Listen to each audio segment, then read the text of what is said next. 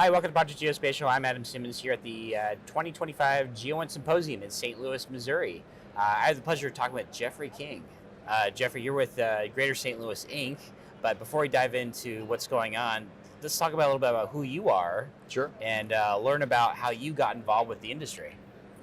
Yeah, thanks for having me, Adam, and welcome to our STL-made booth here on the expo floor.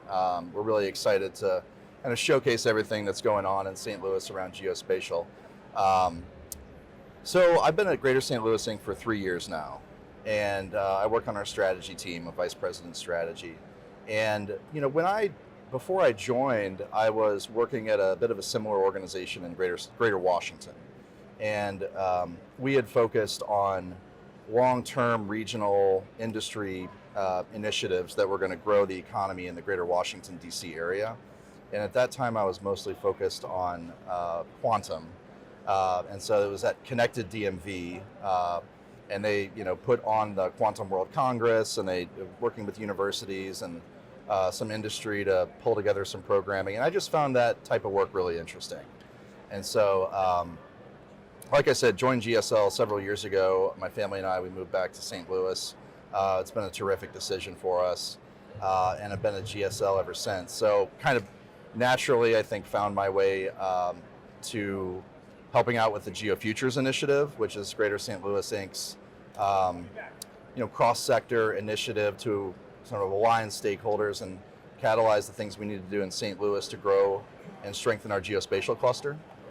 So I've worked with our team, partners, volunteers, consultants over the last couple of years on that initiative.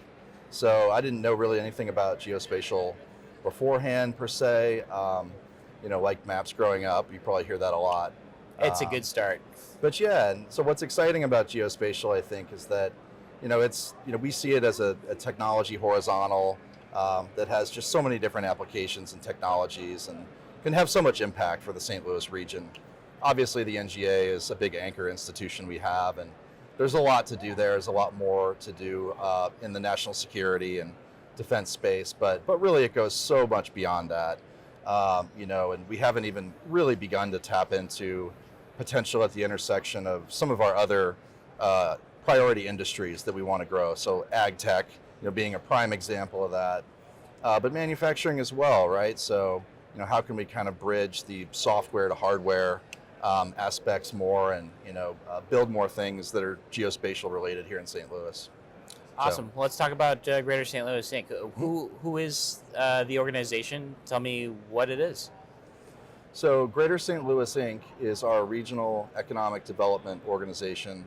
It's our civic and business leadership platform. It's really only about 4 years old now. So it's the product of a merger of 5 civic organizations that came together and formed Greater St. Louis Inc. in January of 2021. And so around that time, in the spring of 21, Greater St. Louis Inc. Released the STL 2030 Jobs Plan, which really is a regional roadmap for inclusive growth and jobs and investment creation here.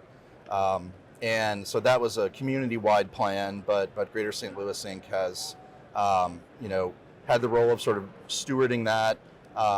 It's also focused on what are our industries of strength, and where are those next generation industries or clusters that we want to grow in. So geospatial is being one of those, ag tech, fintech, and advanced manufacturing also being big priorities for us. So Greater St. Louis Inc., it was the product of a merger of the old chamber, of an organization that was focused on downtown, specifically, Alliance STL, which was focused on business attraction, Arch to Park, which was focused on development of the urban core, which is also a big theme of the jobs plan.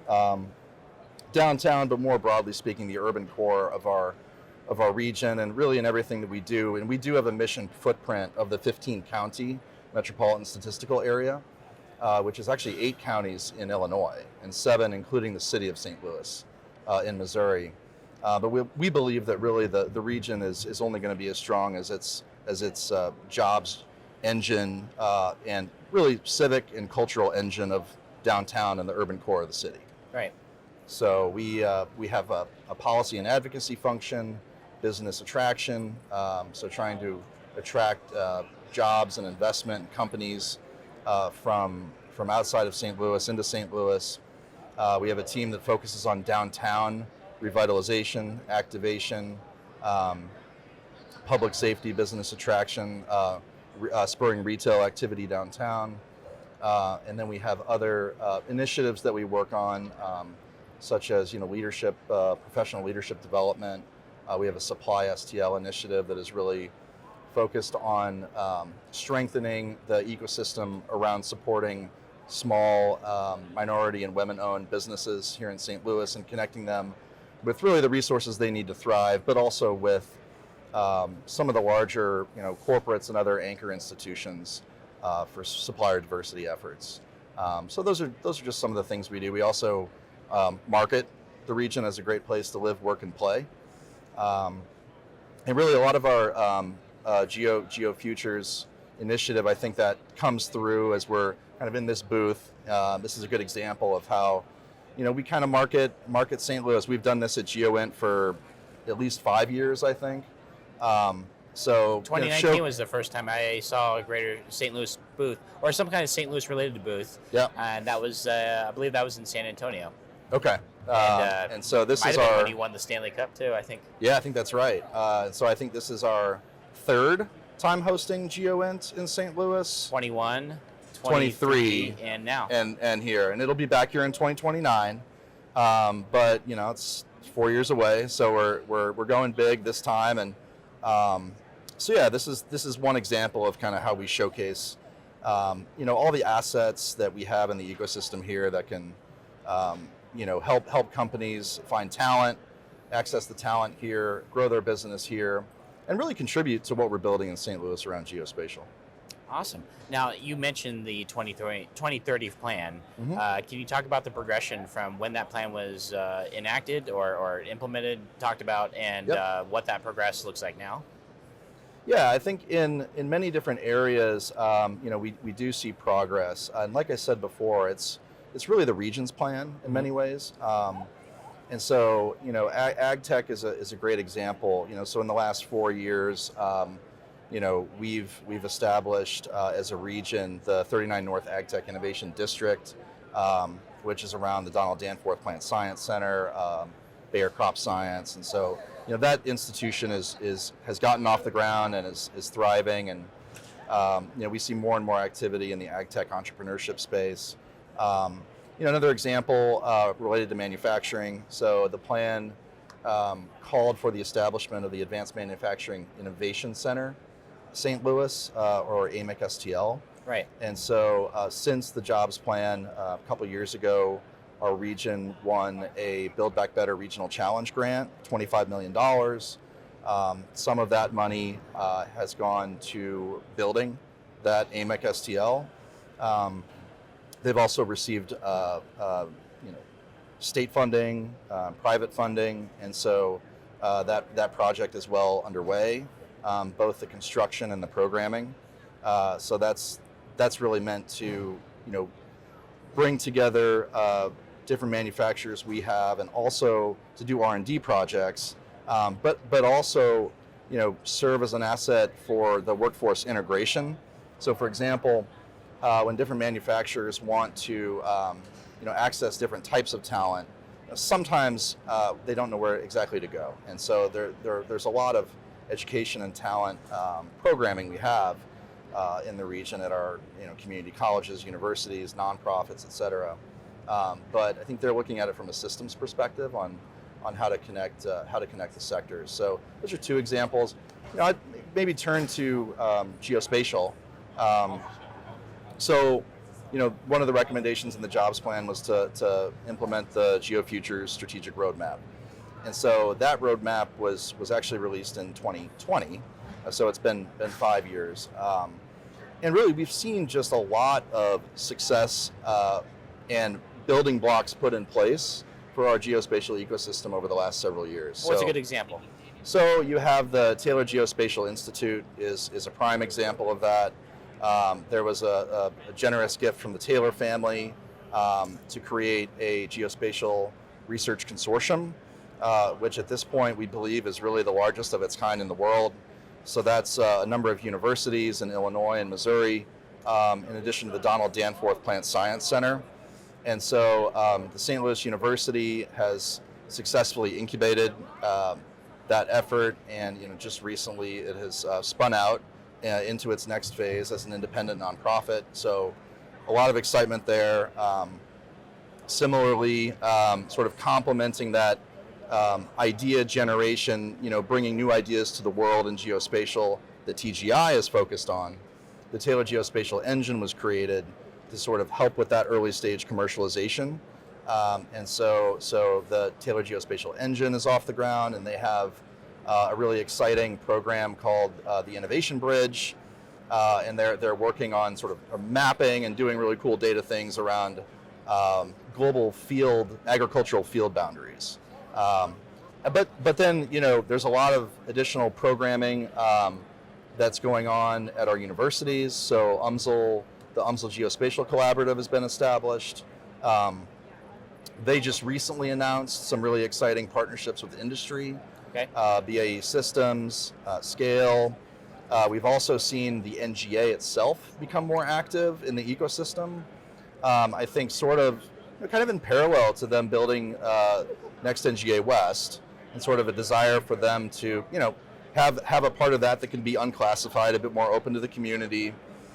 We've seen them engage just in a lot of ways through different mechanisms they have, partnership intermediary agreements, research agreements with universities, educational partnership agreements with T-Rex, with the Missouri Technology Corporation. They ran sort of an NGA accelerator that was really successful, and there are a lot of lessons learned there that we want to adapt and move forward with here in the region. But yeah, they have burgeoning relationships with a number of our universities in the area, so that's really exciting. And so, GeoFutures is really, the role of it has been to bring the community together. How can we align on where we need to go as an ecosystem, and really support and enable these different players to do what they do best. And so, we are a bit similar. It's a big year for geospatial in St. Louis with the NGA opening its new campus in North City. In September, I just got announced. In September. A bit similarly, I think our geospatial ecosystem is in a period of transition.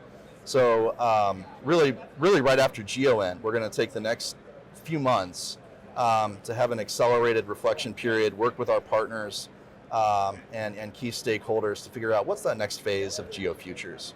As these different things have grown up, so too must we look at how we adapt that sort of ecosystem backbone function. So we're going to take a look at that. What's the right governing operating model? And it's been 5 years since the roadmap was released, right? And so the world changes in 5 years, and AI is a much bigger part of the conversation now than in the past. So how can we lean into that, and really what are the 2 to 3 focus areas that we want to have as a community over the next year or two, and clarify those, and then put together an implementation plan and move that forward. So we're really excited to do that over the next few months. Excellent. That's a lot to unpack. That's you have a lot going on here, which you should. It's you're managing economic development of an entire city. So that's entire region. Entire region. There you go. So that's incredible. Can talk about some of the impacts that the new campus is going to have around the surrounding residential areas, because that's always a big topic of discussion, of the positive impact, and that's the whole benefit of NGA moving to North St. Louis, right? Is hopefully having that instill that positive impact to that whole area up there. Absolutely. I mean, as we understand it, we're not aware of quite another example like this, right? And so, the NGA St. Louis, as we understand it, will be called after it's fully operationalized in North St. Louis. Really going into a group of neighborhoods that have been disinvested, marginalized, predominantly Black, and poorer. And so, how do we, as a community, as a city, as a region, as an economic development community, ensure that the communities and the residents that are there can both contribute to and benefit from the NGA St. Louis being there.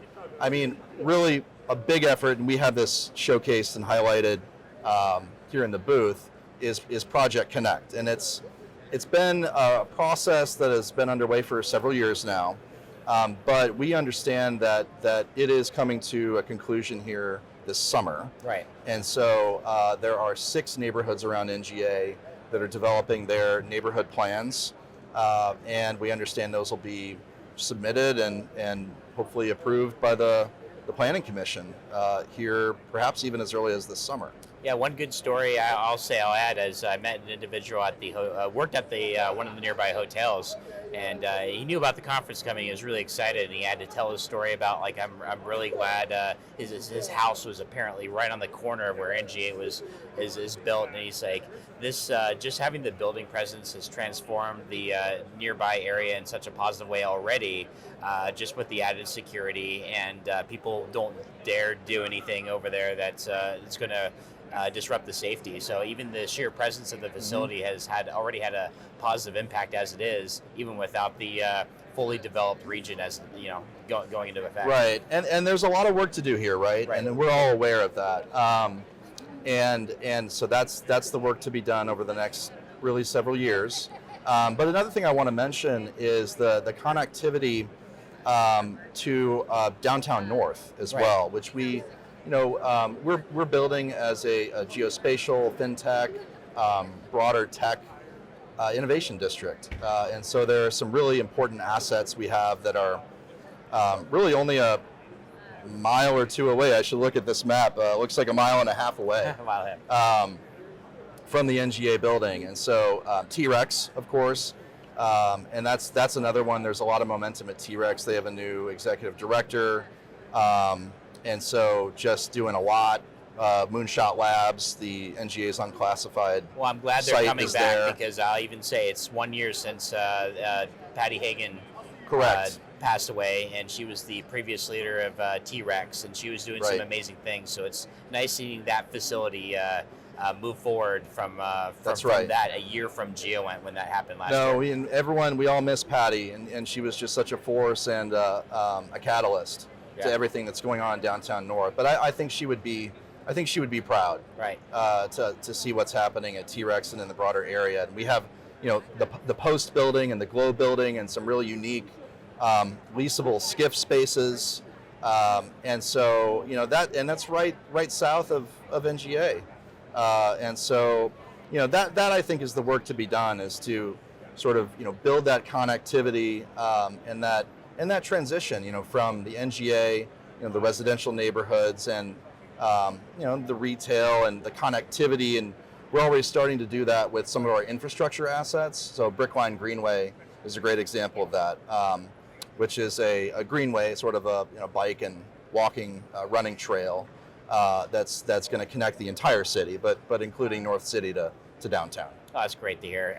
I know a lot of people talk about how famous and great the Katy Trail is, but they don't talk about too much about a lot of the walking trails that are not just in place but also being developed. I think are really, really critical to making the city more not just connectable but livable.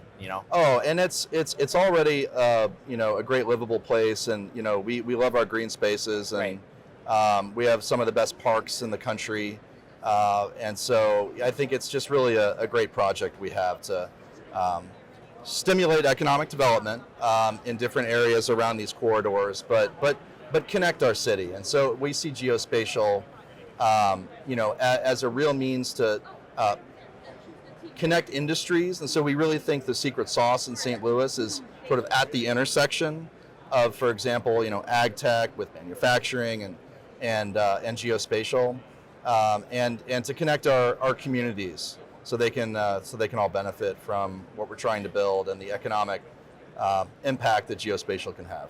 Great. Well, is there any other last-minute words you'd like our audience to understand about the great work that Greater St. Louis Inc. is doing? I think we're excited to be just rowing along with everybody else in our region. There are a lot of partners that are in this. This year we've got some of them showcased in the booths around us. St. Louis companies either based here or with a big presence here. And, you know, there's a lot of work to do, and we're excited about the next few months to kind of refocus and have everybody just be real excited for the next phase. Great. Well, thank you for your time, Geoffrey. It's been a pleasure talking to you and learning so many of the things that's going on here in the city and the region as a whole.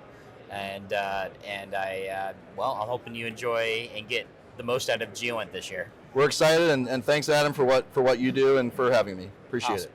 Well, I'm Adam Simmons of Project Geospatial. Thank you for watching. We'll talk to you next time.